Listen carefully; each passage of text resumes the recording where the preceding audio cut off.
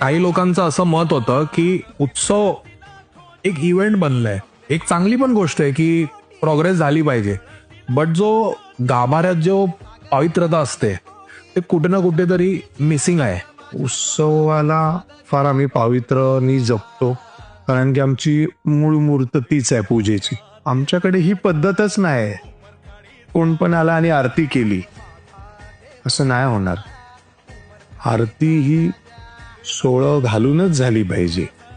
त्यासाठी आमच्या मंडळाची एक शिस्त आहे की पुजारी, किती जण असे विचार करतात पुजारी, आमच्याकडे पुजाऱ्यांना खरोखर पुजाऱ्याचा मान आहे. आमच्याकडे एक पुजारी नसतो, असे खूपसे कार्यकर्ते असतात की त्यांची इच्छा असते आम्हाला 10 दिवस देवाची सेवा केली पाहिजे. आम्ही आरती 2 टाइम होते.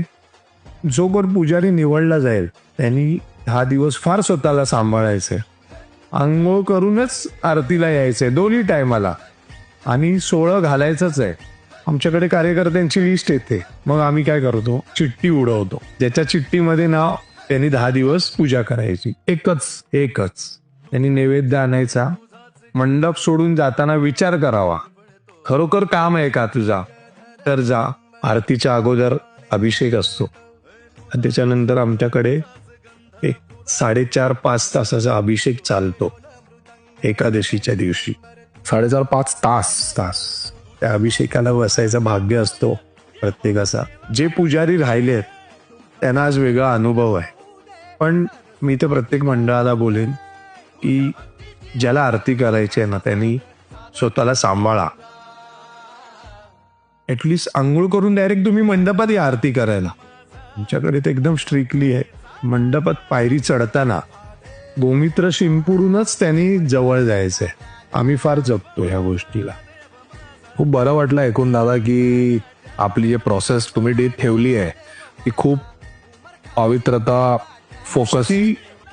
त्याच्यानंतर जे ट्रॉलीवर आमच्याकडे हार घालायला कार्यकर्ते असतात त्यांनी देखील सोळंच घालायचंय. आणि ते पण असं नाही की नाचतोय आणि मग येऊन हार घालतोय, ते जमणार नाही. तुम्ही अगोदर नाव द्या, तुमचे सगळे कामं तुमची बाजूला ठेवा, आणि विसर्जनाच्या दिवशी सकाळी आंघोळ करून मंडपात या.